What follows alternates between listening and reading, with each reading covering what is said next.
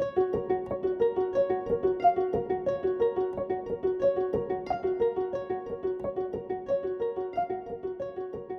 afternoon, Betty Ochieng. Good afternoon, Esther Kirago.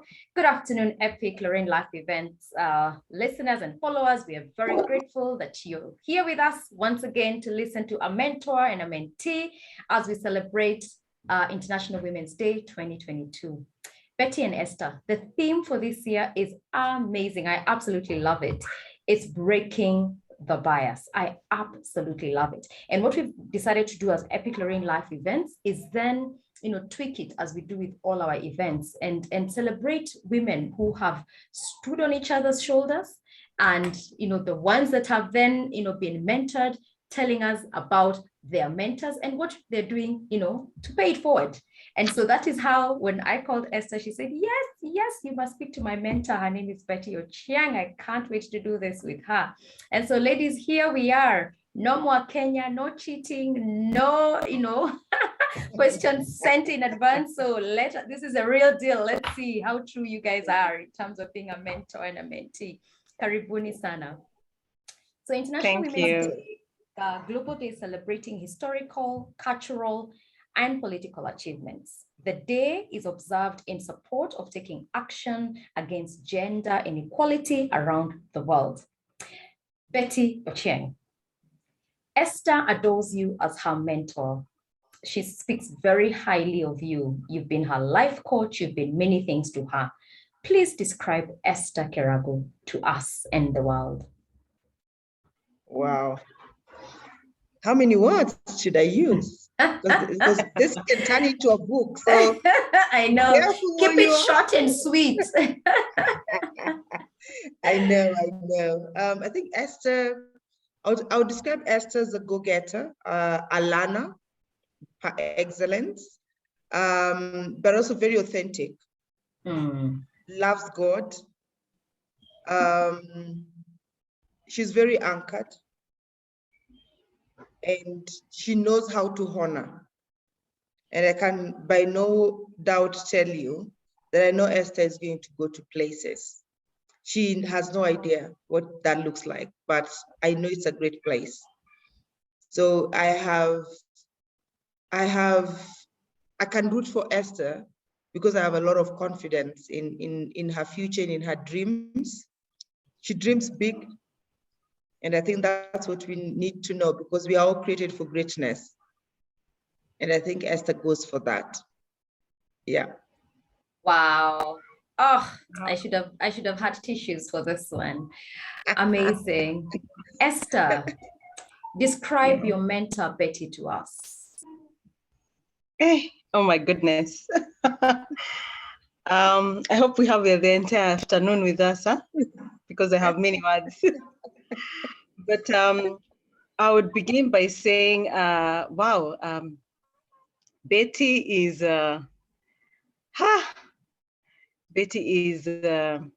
somebody who, first of all, she's a great listener.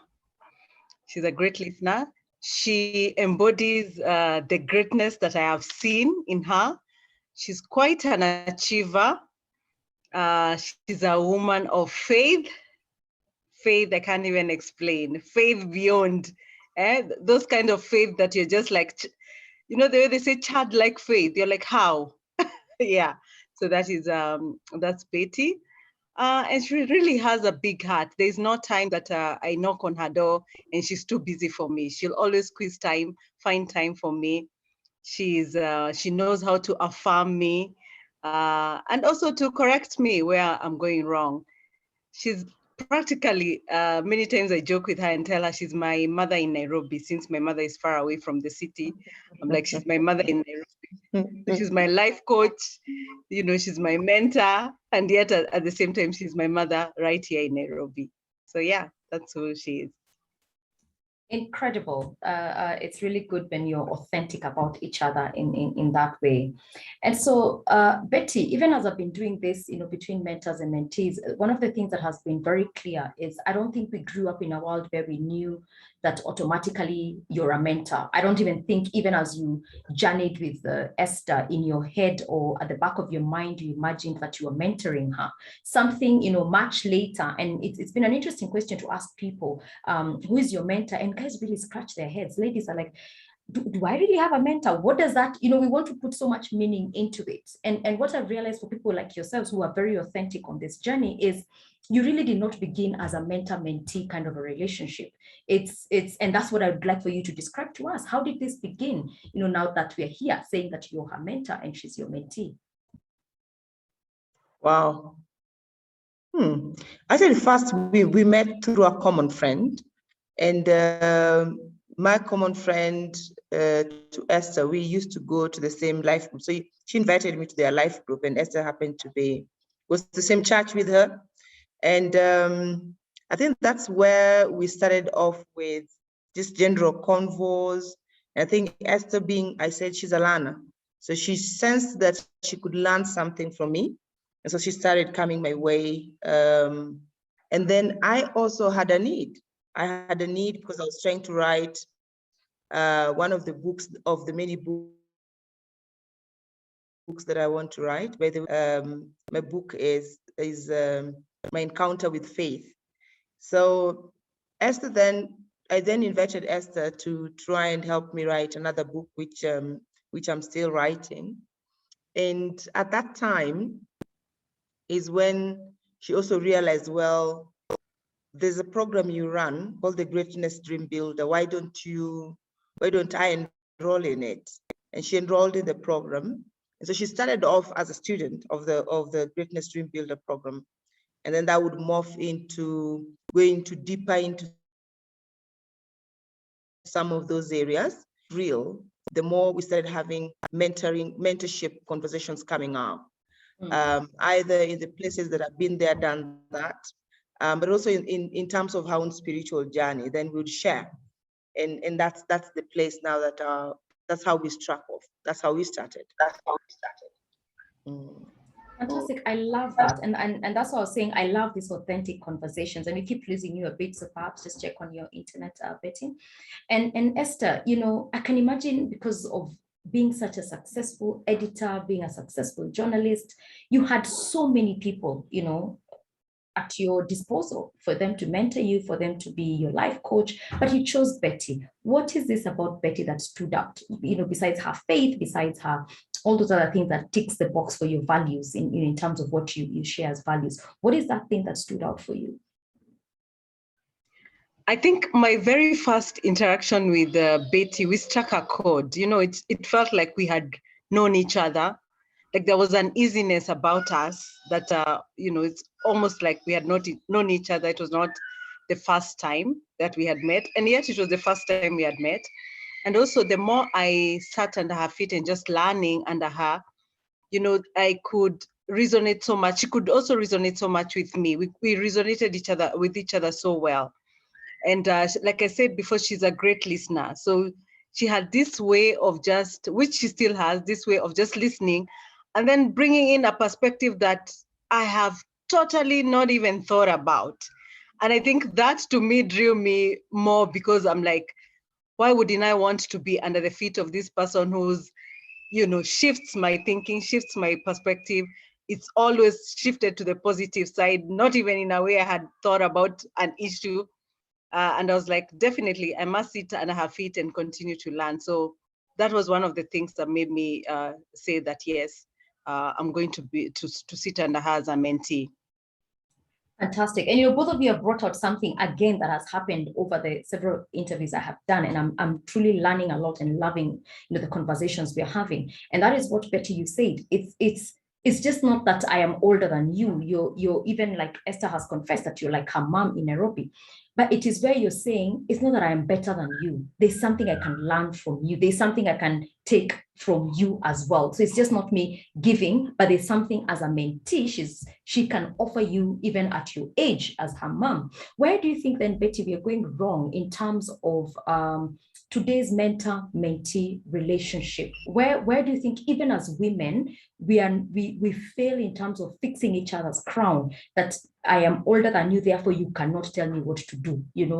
I will be the one to tell you, where do you think we are failing, and how would you advise the younger people to then have such and build such a relationship of the mentor-mentee? You're muted.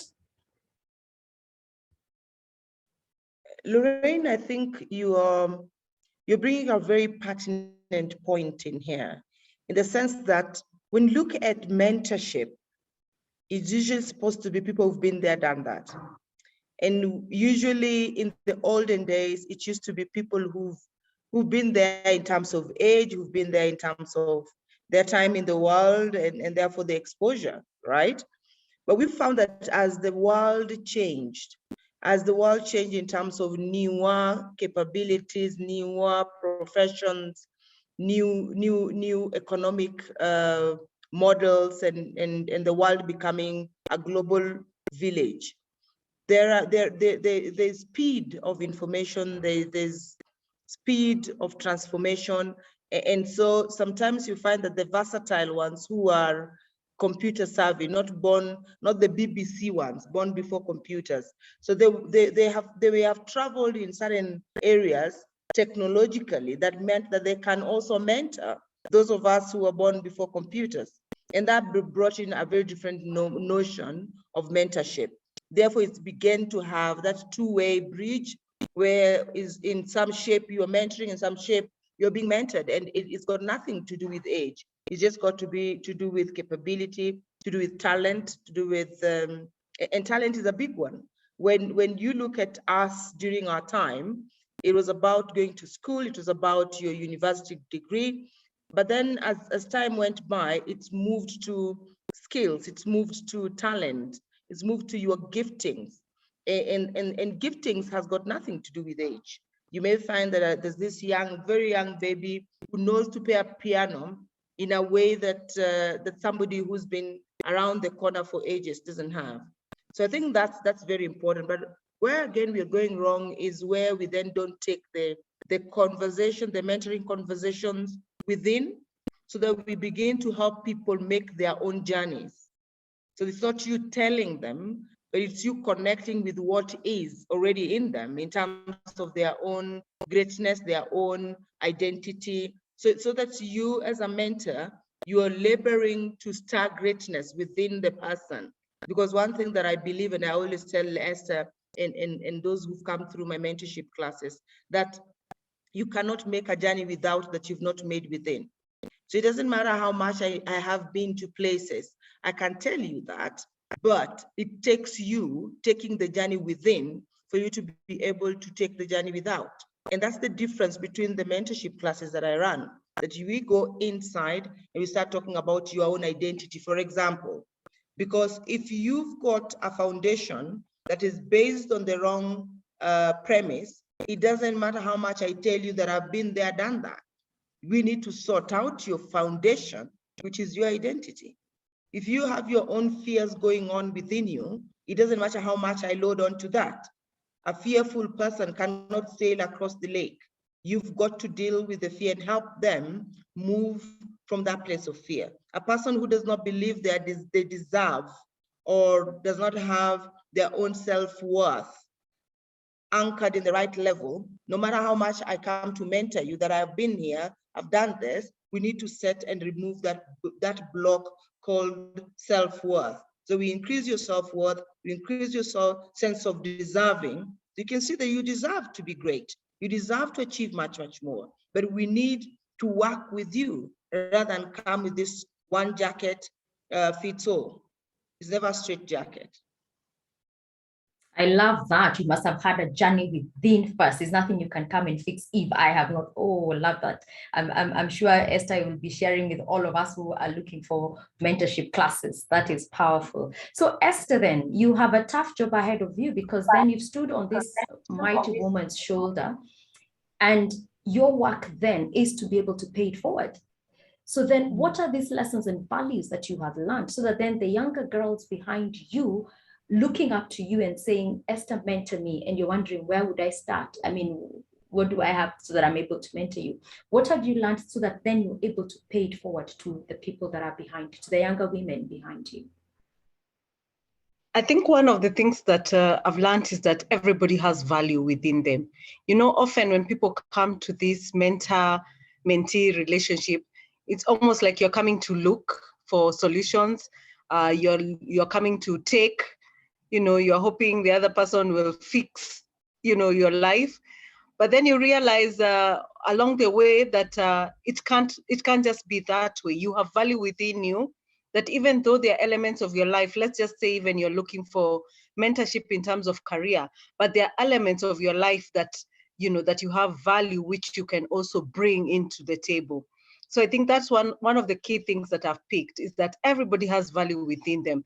Even when they're coming to look for certain solutions, sometimes you just need somebody to trigger or change your perspective, and you come up with the answers yourself. The answers don't necessarily come from the mentor. You know, it's not the mentor telling you, go in this direction.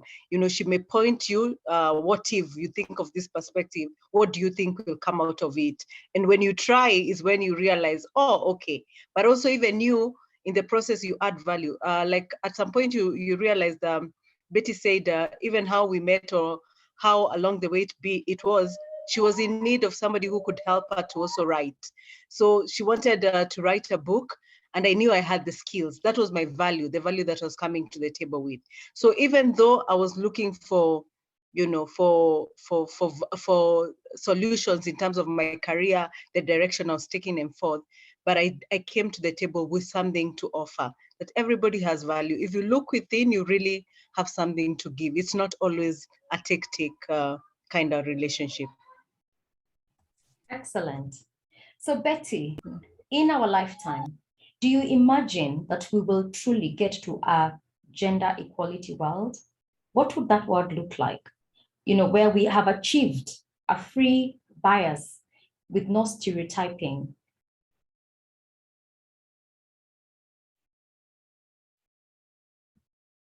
When it comes to gender and gender equality, there's a place for us bringing out the lens, the equalities lens, without which we are unable to achieve any milestone in this area. And I think many times it's always been about women versus men, and maybe sometimes to tilt to the point of tilting the scale towards women rather than towards men. And I think the thing here should be an issue of balance.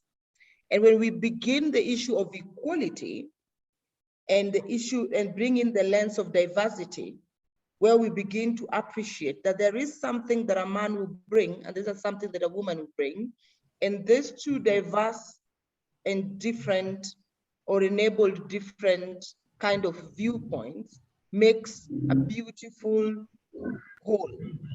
And that's what we need to aim for. So it should be more of equality. And when we talk about equality in that sense, it means we are not advancing one gender over the other, but we are seeking to bring in a lens that begins to appreciate, to one, identify and resonate with our own uniqueness as the two opposite genders, but also bring that uniqueness to a collage that's beautiful, that begins to drive things in a wholesome way.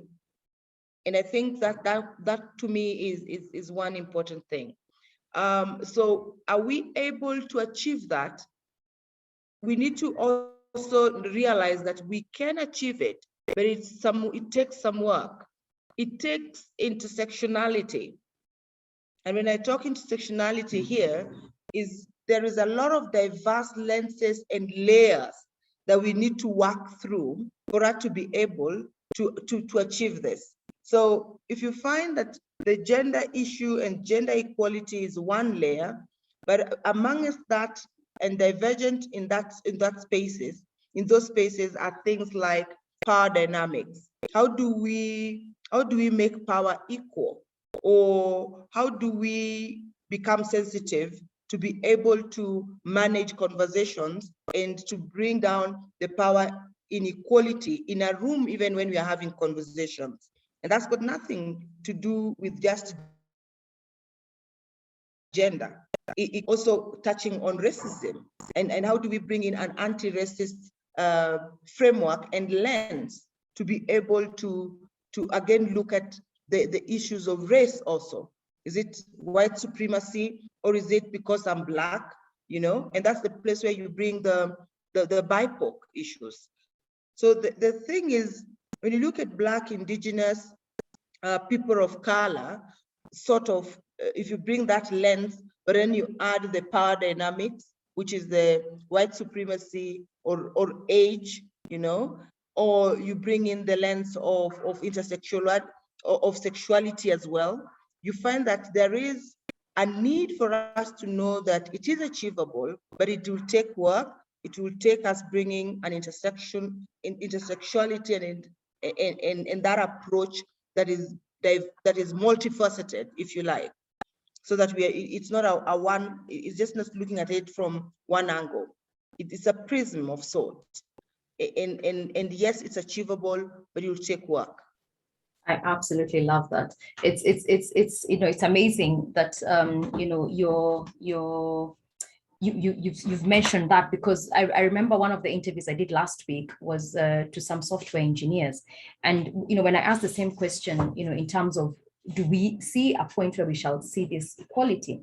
And for them, because mostly it's more about a tech industry where it's predominantly male, they're getting to the position where they're saying, by the way, I am here first as a software engineer, not as a woman.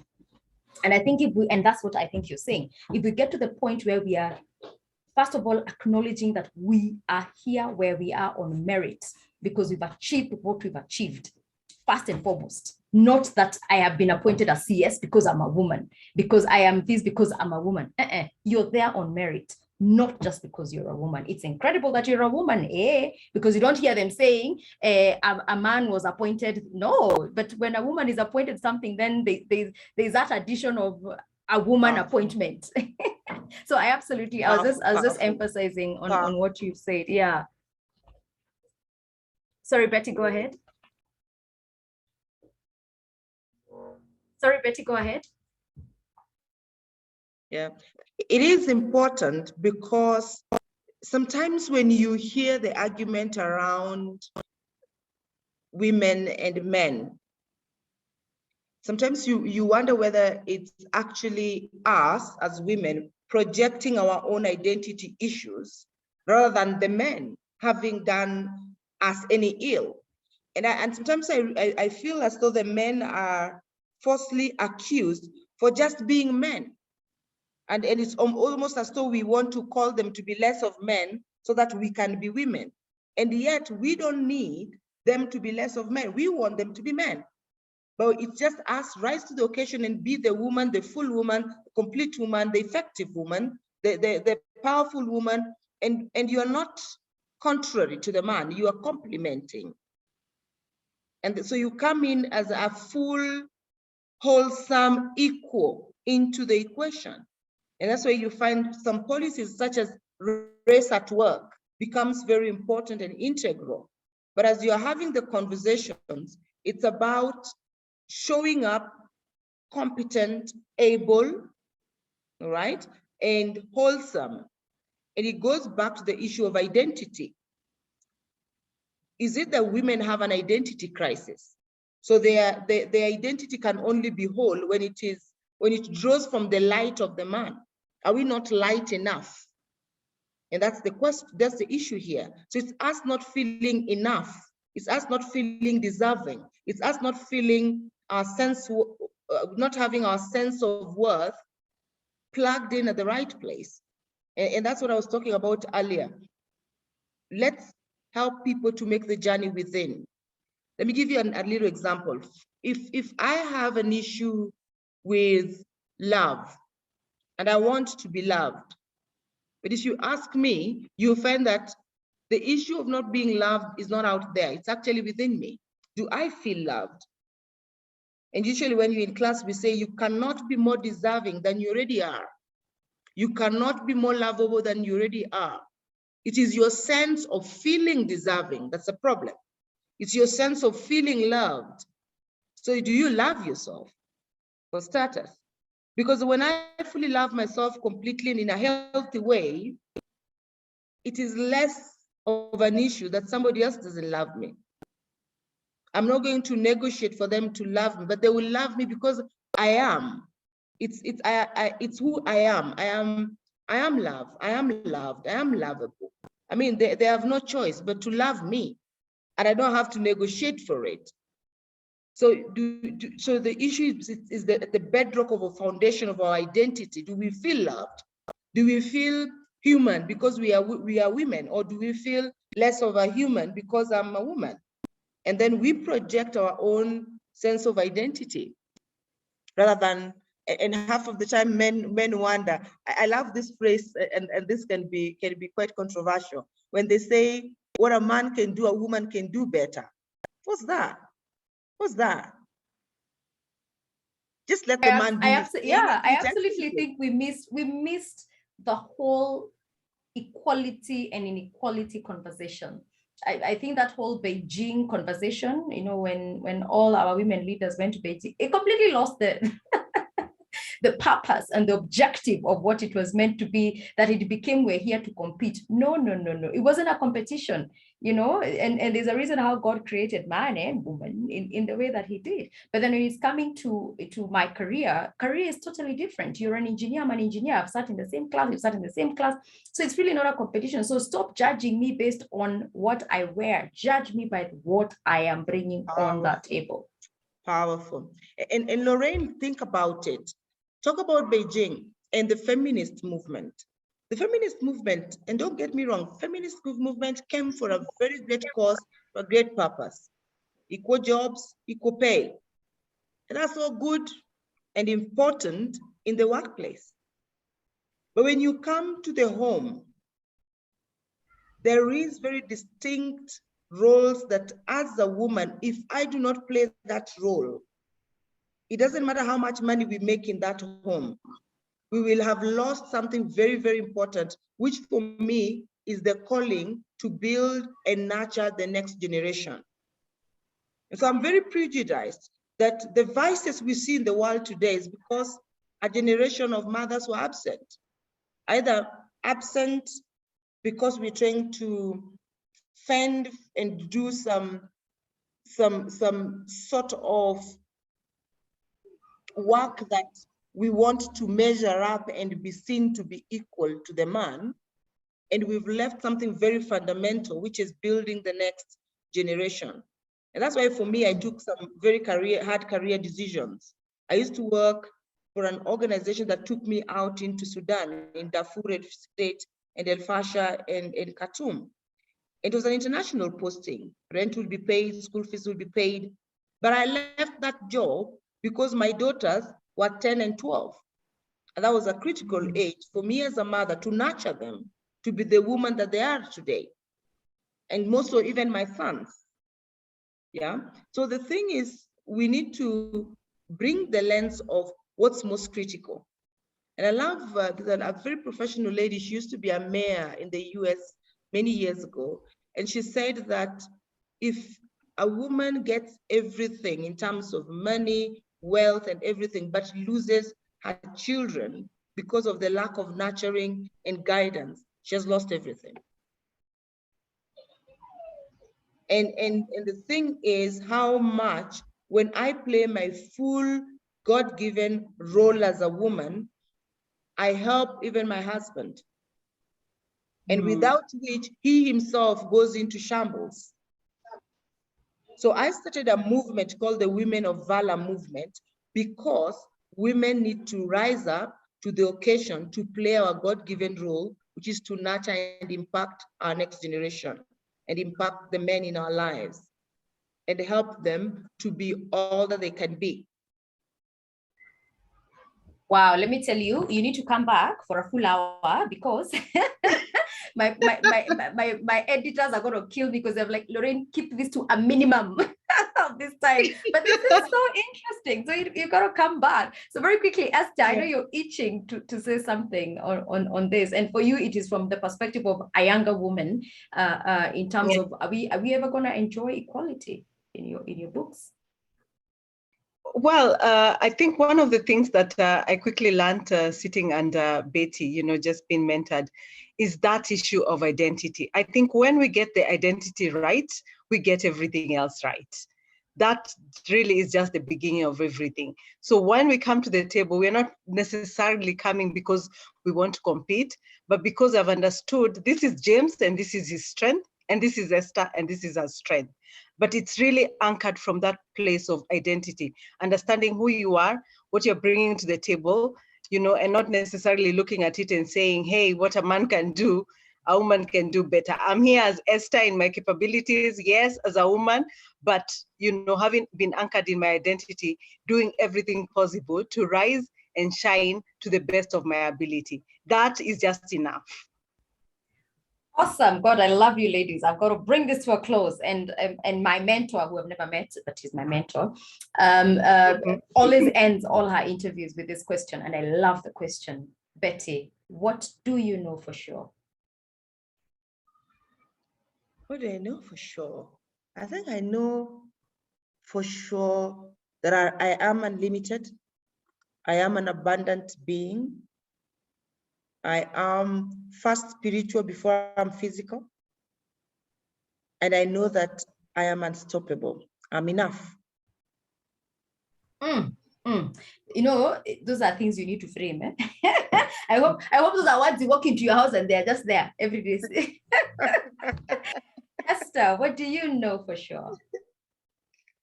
Oh my goodness. I know that I live in a world that has abundance. I am not limited in terms of opportunities. I know for sure that every physical manifestation begins from a spiritual place.